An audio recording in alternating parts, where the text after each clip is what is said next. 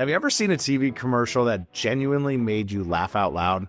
Today's guest is an award-winning expert who is trusted by some of the world's biggest brands to do just that. From Manscaped to Shady Rays, Thierry, Denis, and his team at Occam specialize in producing ads that get audiences to lean in, laugh, and take action. Learn about what it takes to make a spot that actually makes you laugh out loud while driving business results you can feel and measure. Welcome back to the State of Streaming podcast. I'm your host, Tim Rowe, and today we're talking with Thierry Denis about how to make a TV commercial that entertains and converts. Enjoy.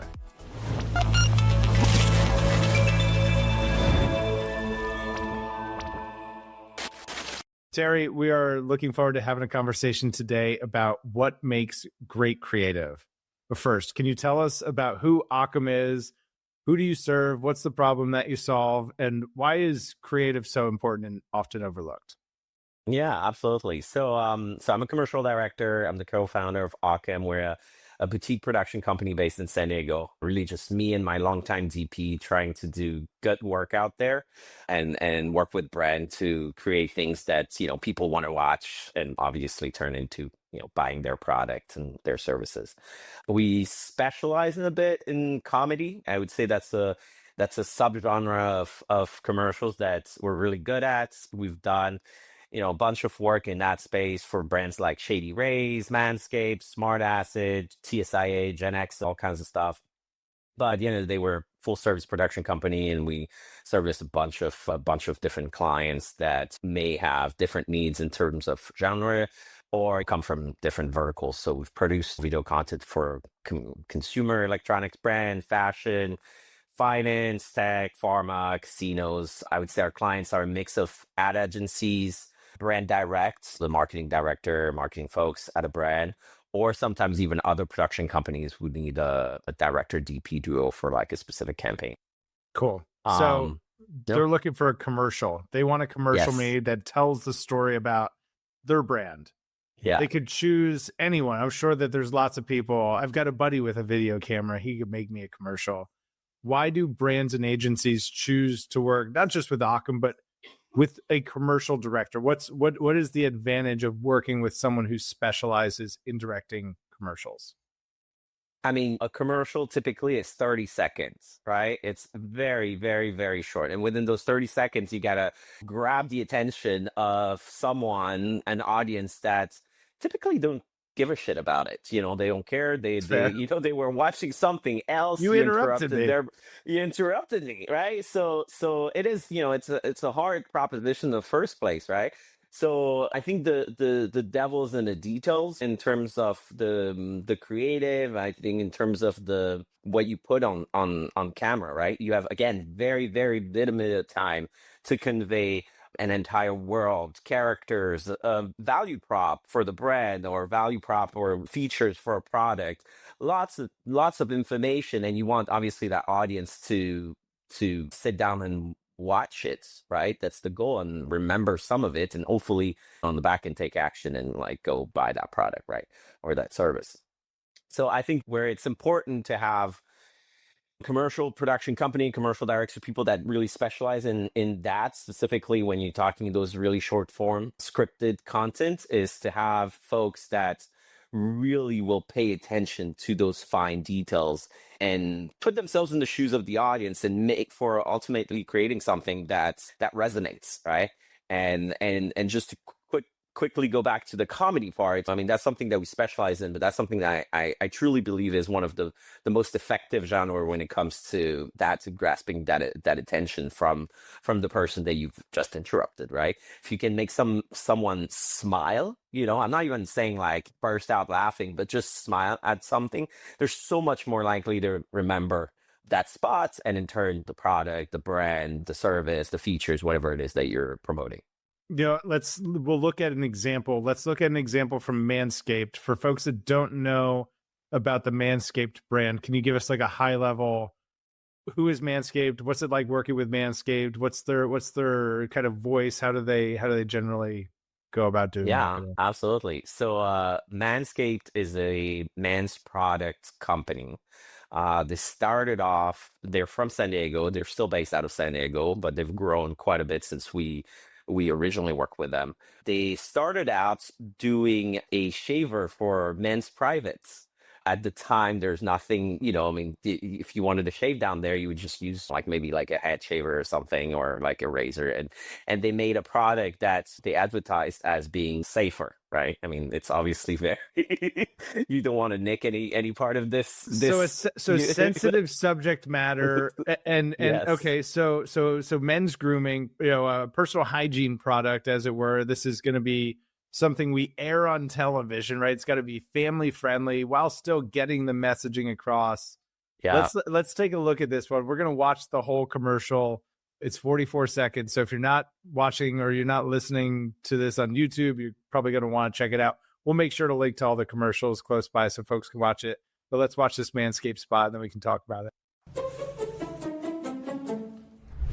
Whoa, buddy, now this is nice. What is this, the Four Seasons? It's like the best boxes I ever hung out in. Check it out.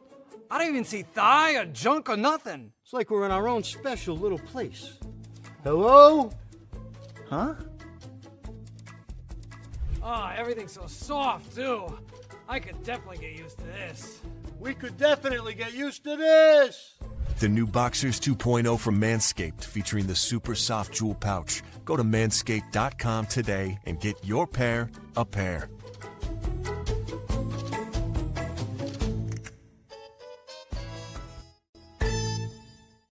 There it is. Simple, fun, a great on-brand spot for Manscaped. It looked kind of simple. I don't want to take away from how brilliant simple and how hard simple really is. But tell us about how that spot came to be. Tell us about the execution. What did it take to actually make that spot? Yeah. So we didn't write this one.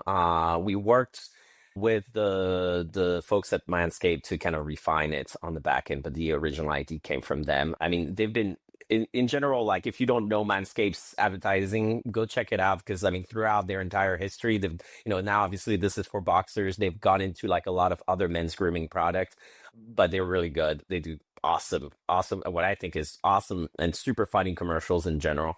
So this one was kind of early, and they had a fairly limited budget for this launch of those new boxers, and they came up with this idea of like, yeah, how can we talk about balls on television, right? Because this is a broadcast spot, right? Like it aired on on cable, without saying the name, while keeping it family friendly and whatnot, and came up with this idea of personalizing them, right? And so they came to us with that idea that had a script, but that again we helped refine to really fit into that 30-second and make it as funny as it could be.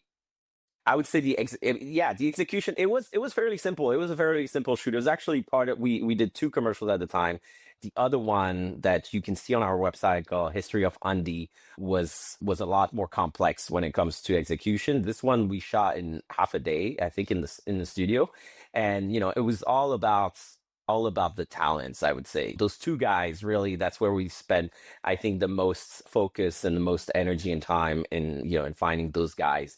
2 guys that look similar, can have that kind of synergy of they're brothers or twins without actually Stuck finding in here twins together, sure. Yeah.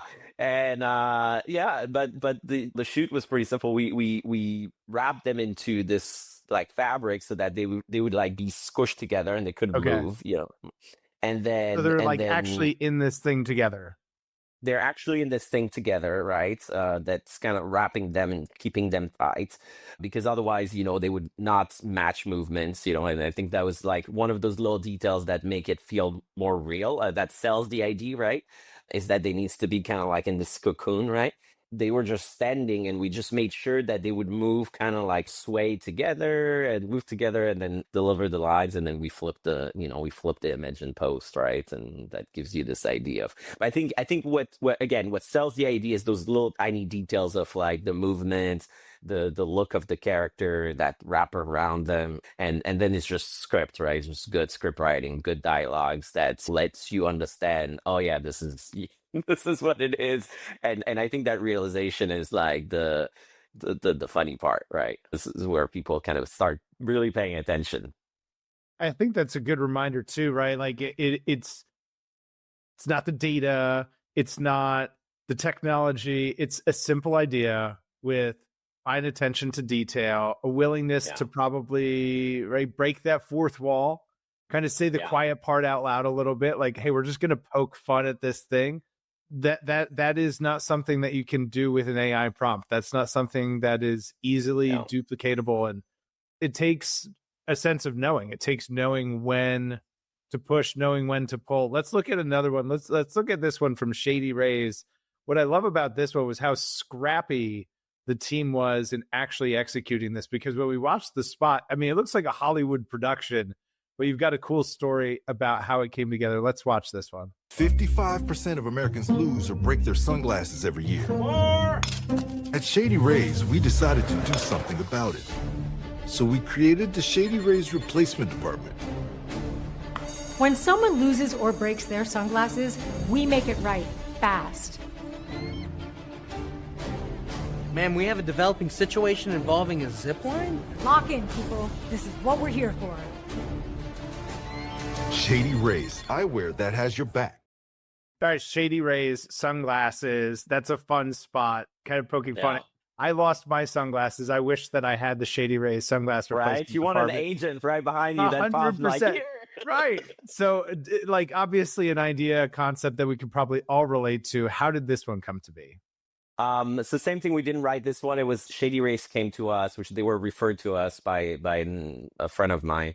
And they came to us with the concept that was written by a creative director, really awesome creative director named Sean Cunningham out of Atlanta, who has his own like little shop these days. And, you know, they came to us like, okay, this is the idea. This is the script. Let's execute this in a way that is appealing to the audience, right? And my first thought in seeing that this brief was like, yeah, it is a spy comedy Hollywood movie. Let's make it feel like that, right? And that story that you were referring to is about the control room, right? We put a lot of time and effort in making sure that control room looked the part. And if you think about it, and if you look closely, if you rewatch, you'll see that it no control room in the universe probably looks like this, right? Like there's things that just wouldn't, like the servers in the back, they wouldn't be there. You should have a room dedicated to it. There's like things in this, the maps visually don't make sense, but it all works because it appeals to anyone's reference material when it comes to like sci-fi movies or CIA movies or James Bond movies, right? And it's playing on those tropes, right? Which is something that you can do a lot with comedy, which is something I absolutely love doing with comedy. Like play on those tropes and those reference that people have, whether or not they're like avid cinema goers or really have a strong knowledge base in movies that you have, you know, everybody has seen enough movies that they have those kind of like subconscious reference. So, you know, there's a lot in this one and the way we shot it, the way we approach each parts of the story. And like, again, playing on those tropes, right? I mean, I describe this one these days as like, it's like Spy Kids meet James Bond, you spy comedy, right? And that was the original idea. But yeah, that story with the control room. So we had a fairly limited budget for this. They're not a giant brand. I think they make great sunglasses, but they're not a giant brand. So they didn't have a ton of money, but they have a cool concept. And our one thing, you know, at Occam, our philosophy has always been like, especially when we were brought great ideas, let's push this and try to make something that looks really cool. Because one, it's fun. And two, you know, I mean, it works for a portfolio piece later, and then we can talk about it on a podcast, right? So we try always to kind of like put as much money possible or as much thoughts in what's going to go on screen.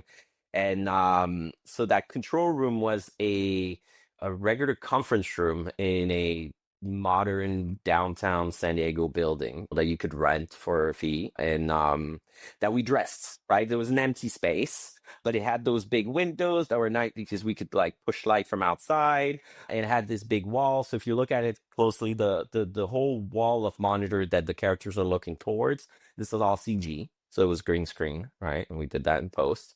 Everything else in the room is practical. So, you know, just lined up a bunch of tables, put a bunch of monitors on them. There's looping images with like Bondish sci-fi looking maps on it, right? They're like just videos that are playing. Like just computers we had, tables we had, videos that we found on the internet. Well, we made, Okay. We tables, they made were some of part of it. Okay. Computer we brought, but it's not, they don't work, right? It's like a looping video on a monitor, right? What is in the monitor we made ourselves. We made the loops to have consistency and have like a look with that blue lights, coming pushing through. The server racks in the back, I was very, very happy with that. It was I wanted server racks in the back because that gives depth to the scene, and again, subconsciously it just puts you in a space of like, oh, okay, it's a control room, right? Like it sells the ID within a very short span of time. I mean, you have like maybe less than 10 seconds in that control room. And yet I'm sure that if you ask your audience after the fact, they'll explain what happened. They can give you a sense of who the characters are, what kind of space it is, right? So that's all little details in the background that you may not even register on the first watch, but that your brain does register. So that server rack, our director was like, yeah, we can get a server rack, but we would have to like go to a prop house in LA. It's going to cost a lot of money to rent it. Plus we got to send somebody a truck and whatever and bring in and bring back. So the big complex thing. And we didn't have enough in the budget. And she's awesome at finding some creative ways to make something work. She found the cage for the server rack on Facebook Marketplace for like $500 or something.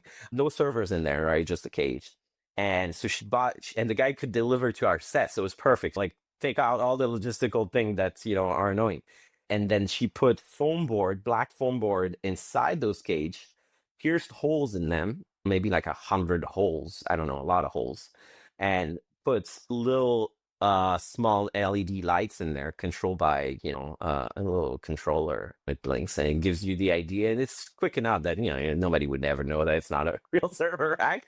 But it's actually even better because a real server rack will probably not blink enough that you would notice it.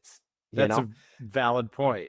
It's just so right, now it's we just can a moment control in a passing 30-second commercial. Exactly. But it's important because, again, I think and that's, to circle back to like paying attention to those details. Those details are what is going to place the scene and the commercial within a particular space and environment. And that tells the story almost not as much, but, that tells a big part of the story, right? To sell the ID. And that's what makes it, that's part of what makes it memorable for your audience. Love it. There's also a small detail I just picked up on before we started to press record. The mug of the world's best deputy director. It looks like that's a world's best mug, and you just printed out deputy director on little strips of paper and put it on the mug. Is that right? Am I seeing that right? You saw that right. Yeah. Again, little details, the characters, the way I envisioned that, that type of stuff was not necessarily part of the script, but the way the way I envisioned those two characters, the director of the control room, the lady, and then this guy, again, playing on tropes, right? Like the kind of stern lady that is at the helm and is not laughing, is more like boom, boom, boom, this is what we're going to do. You've seen those characters in like spy movies and CIA movies, whatnot. So that's how I briefed the talents. That's the type of talent I looked for. And that's how, she's dressed in that type of character. Again, you're playing on those tropes. For the deputy director, because we're doing comedy and not something serious, I wanted to play on another trope of like, hey, you have this guy that is like a little subservient, doesn't really know, is really willing to do a great job, but he doesn't do it well, and that mug was kind of part of like selling. I mean, the actor himself, his demeanor sells it, his look sells it. The mug was part of it. The mug was actually not my personal ID. I feel bad if the person that had this ID hears this, maybe they don't know that I thanked them. It was from we did a casting, right? And when we do a casting, we do send us self tapes. So typically you have a brief. So I'll explain, hey, this is what we're looking for. This is the kind of town. Those are the lines, right? And they record themselves to doing the thing, and then we do a callback and talk to them, and then eventually we pick who's gonna be on camera. And so it was a talent that was auditioning for this role, not the one that we picked, another one that came up that did that on an audition. And I was like, this is brilliant because it really visually reinforced the character, right? In a way that's very subtle, but if you see it and it's fun. And if you don't see it, it doesn't do anything. And so when we were on set, it's like, hey, this other guy did this. I think it's great here. But yeah, again, little details that talks to your subconscious is what's important in a 30-second spot. I think it's a great lesson for us already. Let's look at one more. Let's look at this spot from Smart Asset. This one's a little bit more technical, and I think you actually dug up someone's backyard to do this one. Build the pool yourself. What could go wrong? Some things are better left to a professional, It dried so fast. like when it comes to finding financial advisors. So leave it to Smart Asset to find them for you. Take the free quiz at smartasset.com. Then you'll be matched with up to 3 vetted fiduciary financial advisors. To get started, take the Advisor Match Quiz now at smartasset.com. Terrific. All right, so it looks like we've got a homeowner who's maybe trying to put in his own backyard pool and things go terribly awry. Tell us about that spot. Absolutely. So this one first as a bit of a special place in my heart because the little girl is my daughter. Oh, amazing. Yeah, and it was really fun to shoot with her. She's like literally the most professional kid I've ever worked with. Or That's great. She was awesome. She really was a trooper because it was really hot the day we shot. And so, and she was, because we have coverage, we shot an entire day with her standing in that place and saying "mom" over and over and over and over and over again, and she did amazing. The agency came to us with this idea of this DIY backyard thing, and this one was definitely a logistically quite a big challenge, right? Because there's a hole in the ground and it needs to feel like the guy dug it himself, right? So originally we thought, okay, well, we're gonna approach pool builders, like actual pool builders, and our location manager, and ask them, hey, do you have a pool at that stage of construction, and over a weekend or something, can we use it to shoot, and then we'll pay you some money for that. Turned out to be complicated because pools come one, there's liability, two, it's not the right size, and the creative director from the agency had a very specific shape of a pool in mind. And again, you within half a second, you need to understand that it's a pool, but also that the guy dug it himself, and that's why he's stuck, right? Which is it means that you need to have a very specific shape, a very specific look to that wide shot, right? And so we were kind of struggling and finding how we could do that. And I was on a different shoot with my stylist. And I was just chit-chatting.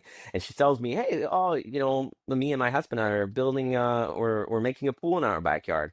And I'm like, no way. You now? No way. Tell me more. Well, tell me more. I have this project coming up that she was going to be the stylist for anyway.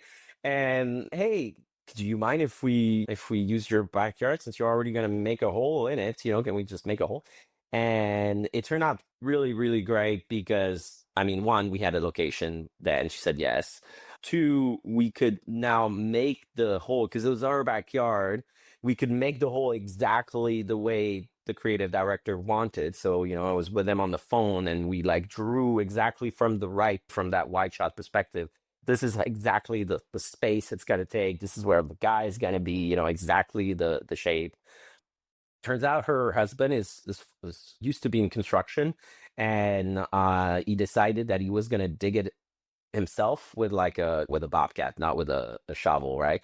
But he had a great time, it's feel like a little kid just driving his bobcat and digging the pool. So everybody was happy at the end of the day. We paid them for that, but we probably saved money in comparison to what it would have cost to do it differently. So yeah, it was a great one. Fun one to do. Logistically it was challenging, but in a good way. I think that through all of these there's the theme of the details. It's all in the details. Looking for those tropes, looking to create almost the stereotypical fever dream, right? What are the things that we know the audience believes to be true, and how do we bring those elements into this environment where we have 30 seconds to cut through the clutter, where we want to be appealing, not interruptive. We want to be additive to the content viewing experience and create this lasting, memorable brand moment. Thierry, This has been a great conversation. If folks want to learn more about Occam, they want to connect with you, they want to get in touch, how should they do that? Where should they go? Email, feel free to put my email there, or just go on the website. There's a contact form. There's an email there as well. Yeah, just reach out. And I'm on LinkedIn, Instagram, Facebook. I don't know, wherever, We'll make all that easy to find. You have the name. Yeah, Aachen, San Diego Video Production. You'll find us very easily on Google. It's Occam.tv. We'll make sure to link to everything close by. We'll have your LinkedIn, we'll have your email, we'll have the website. You will be easy to find after this conversation. Thierry, awesome. Thanks for being here. It was a pleasure. Thank you so much, Tim. Absolutely. And if you found this conversation to be helpful, please share with a colleague or a client. Start a conversation today. Until next time, we'll see you.